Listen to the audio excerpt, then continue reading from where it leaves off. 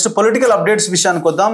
మొన్న భారతీయ జనతా పార్టీ అధ్యక్షుడిగా రామచంద్రరావుని ఆ పార్టీ అధిష్టానం ఎంపిక చేసింది. సో దీని మీద రకరకాల చర్చలు జరుగుతున్నాయి. ఆయన సౌమ్యుడు, సరైన క్యాండిడేట్ కాదు, బీఆర్ఎస్ని కాంగ్రెస్ని ఎదుర్కోగలుగుతాడా, ఇట్లా రకరకాల క్వశ్చన్ మార్క్స్ ఉన్నాయి. ఒక రకంగా ఆ పార్టీ శ్రేణుల్లో కూడా కొంత నిరుత్సాహం, ఎవరినో మంచి మాస్ పబ్లిక్ ఫిగర్ ఆర్ మంచి లీడర్ని పెడతారనుకుంటే ఈయన తెచ్చిపెట్టిరేందని ఒక చర్చ అయితే చాలా బలంగానే ఉన్నది.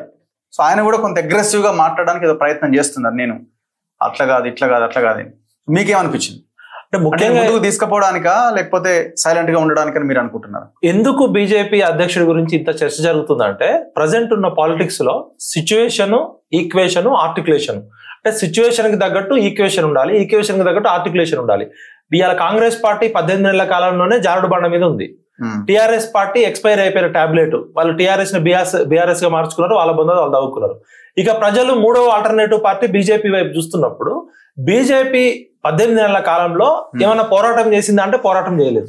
కిషన్ రెడ్డి గారు అధ్యక్షుడు ఉన్నాడా, కేంద్ర మంత్రిగా ఉన్నాడా అంటే ఆయన కేంద్ర మంత్రిగానే కనబడుతుంది తప్ప బీజేపీకి ఒక అధ్యక్షుడు ఉన్నాడు, బీజేపీ అనే పార్టీ ఇక్కడ ఉంది అనేది లేదు. బీజేపీ 18 కాలంలో చచ్చిపోయిందని బీజేపీ కార్యకర్తలే చెప్తున్నారు.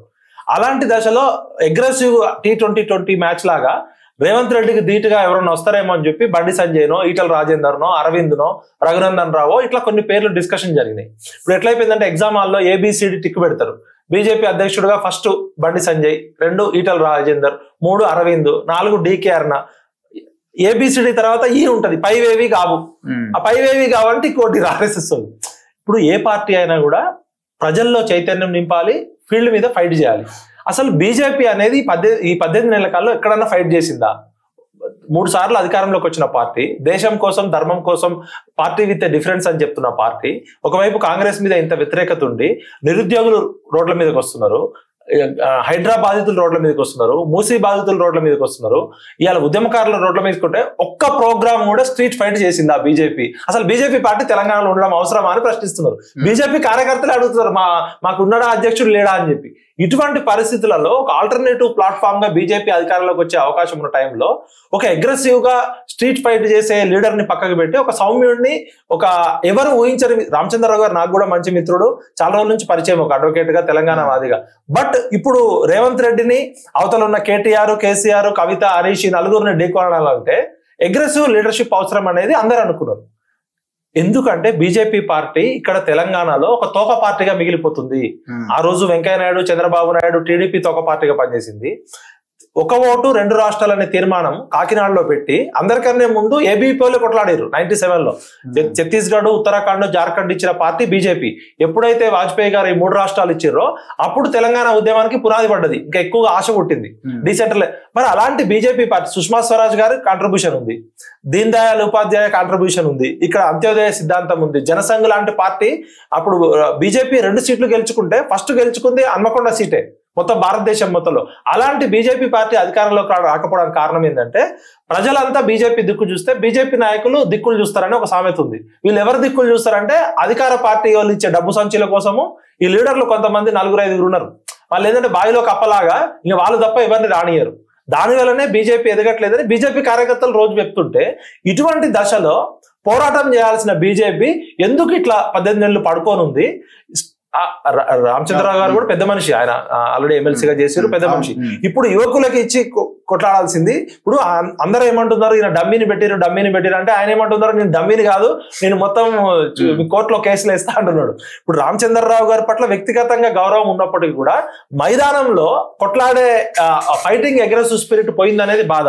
నేను ఖచ్చితంగా చెప్తున్నా, ఈటల రాజేందర్ గారు ఒక బీసీ లీడర్ గా, బండి సంజయ్ బీసీ లీడర్ గా, వాళ్ళిద్దరి మధ్య సమన్వయం ఉంటే, ఒక బండికి 2 జోడీలాగా ఉండేటోళ్ళు ఇద్దరిని సమన్వయపరచండి అని చెప్తే బీసీ సీఎం చేస్తా అని చెప్పారు.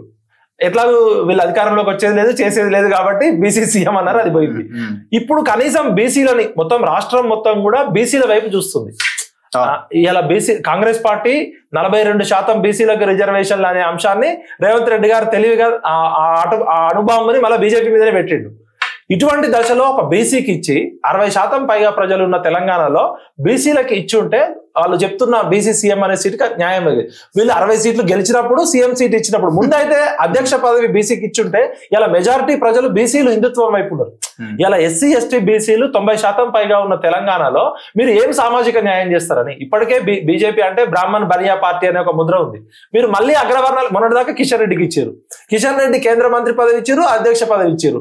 మీ సిద్ధాంతం ప్రకారం ఏంది, ఒకే వ్యక్తికి 2 పదవులు ఉండొద్దు అన్నారు. అంటే మరి మీకు అనుకూలంగా ఉన్నప్పుడు ఉండవా అంటే బీజేపీ నాయకులే బొందబెడుతున్నారని బీజేపీ కార్యకర్తలు చెప్తున్నారు. అంత్యోదయ సిద్ధాంతం ముందుకు పడే అవకాశం లేదంటారా ఆయన ఆధ్వర్యంలో?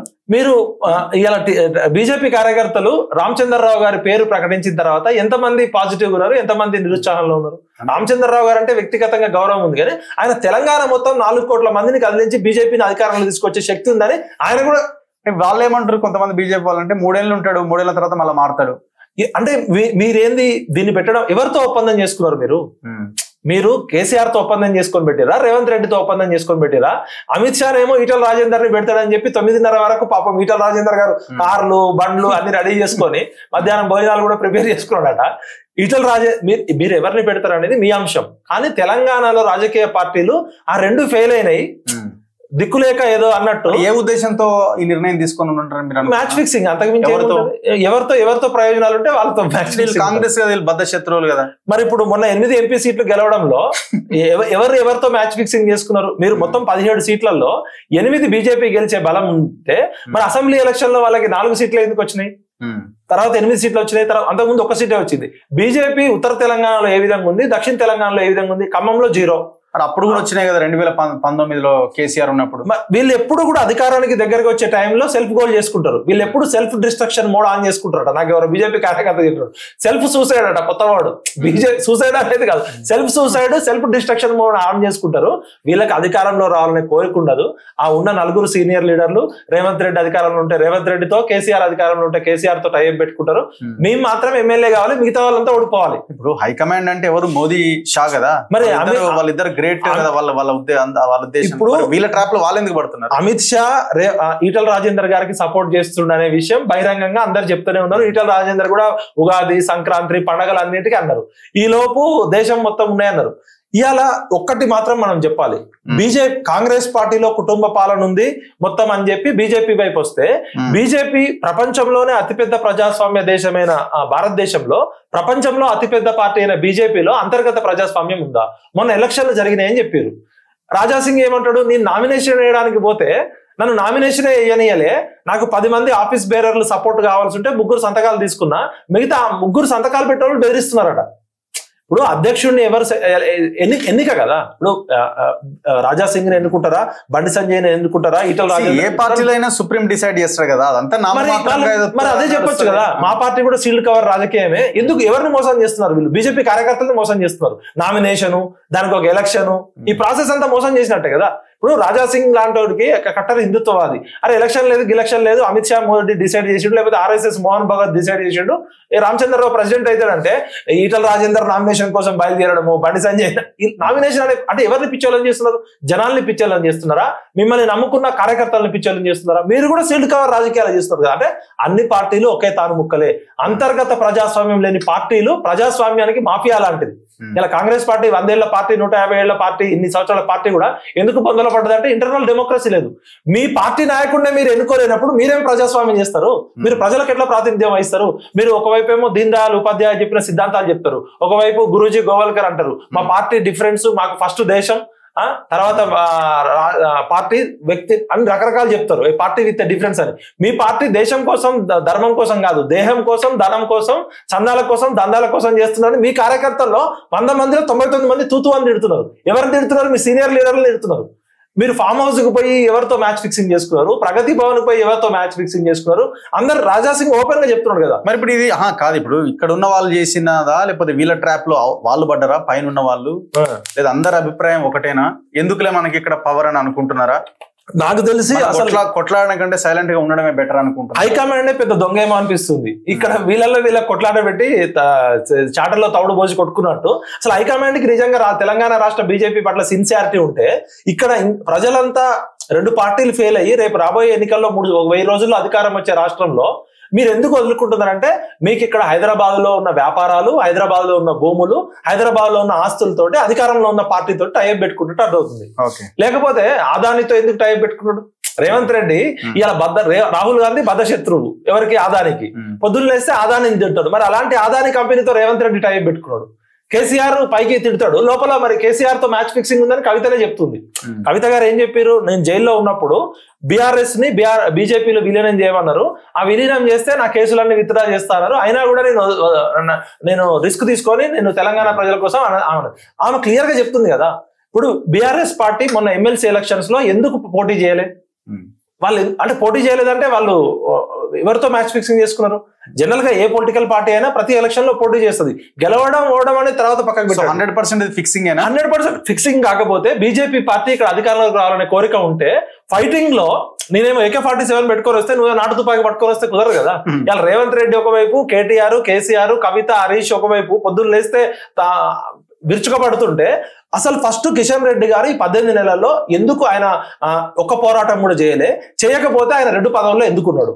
ప్రజలంతా బీజేపీ వైపు చూస్తుంటే వీళ్ళు బీజేపీ నాయకులు ఎవరి వైపు చూస్తున్నారు? వీళ్ళకి అంతర్గత ఆయన రాజాసింగ్ క్లియర్ గా చెప్పిండు, మా బీఆర్ఎస్ బీజేపీలో విలీనం కావడం కాదు, మా బీజేపీలో ఉన్న సీనియర్ నాయకులు, పెద్ద నాయకులు కేసీఆర్ తో రేవంత్ రెడ్డితో టచ్ లో ఉన్నారు, వీళ్ళు డబుల్ స్టాండర్డ్ ఉన్నోళ్ళు, ఫామ్ హౌస్ లో ప్రగతి భవన్ లో రాత్రిపూట కలిసే ఉంటారు అని చెప్పారు. మనకి ఎగ్జాంపుల్ తెలుస్తుంది కదా. ఇదే రామచంద్రరావు గారి ఆధ్వర్యంలో మన జిహెచ్ఎంసీ ఎలక్షన్ లో లింగోజిగూడలో ఒక కార్పొరేటర్ గెలుస్తాడు. 48 సీట్లు ఇచ్చారు తెలంగాణ ప్రజలు. గెలిచిన కార్పొరేటర్ కొన్ని రోజులకి గుండెపోటు వచ్చి చనిపోతే వీళ్ళు పోయి టీఆర్ఎస్ తో మ్యాచ్ ఫిక్సింగ్ చేసుకుంటారు, కేటీఆర్ దగ్గరికి పోయి మ్యాచ్ ఫిక్సింగ్ చేసుకుంటారు. అంటే ఏకగ్రీవంగా చేయమని అక్కడ కాంగ్రెస్ గెలిచింది. మీరు ఎప్పుడన్నా ఒక సిన్సియర్ నిరుద్యోగుల మీద పోరాటం చేసిర్రా? మూసీ బాధితుల మీద పోరాటం చేసిర్రా? హైడ్రా మీద పోరాటం చేసిర్రా? జీవో నెంబర్ 46 పిల్లల్ని లాఠీ చార్జీలతో కొట్టినప్పుడు వచ్చిర్రా? బండి సంజయ్ ఒక రోజు వచ్చిండు, అడావుడు చేసిండు, తర్వాత గాయమైపోయాడు. అంటే మీకు తెలంగాణ ప్రజల చెవిలో పువ్వు పెట్టాలని చూస్తున్నారు. తెలంగాణ ప్రజలు అన్ని అర్థం చేసుకుంటారు. ఇది సోషల్ మీడియా కాలం. దూత్కా దూత్ పానీకా పానీ తెలిసిపోతుంది. వ్యక్తిగతంగా నాకు అందరంటే గౌరవం ఉంది, నాతో మిత్రత్వం ఉంది. కానీ అధికారంలోకి వచ్చే అవకాశం ఉన్న బీజేపీ పార్టీని బీజేపీ నాయకులే బొంద పెడుతున్నారని బీజేపీ కార్యకర్తలు చెప్తున్నారు. మనం చెప్పండి.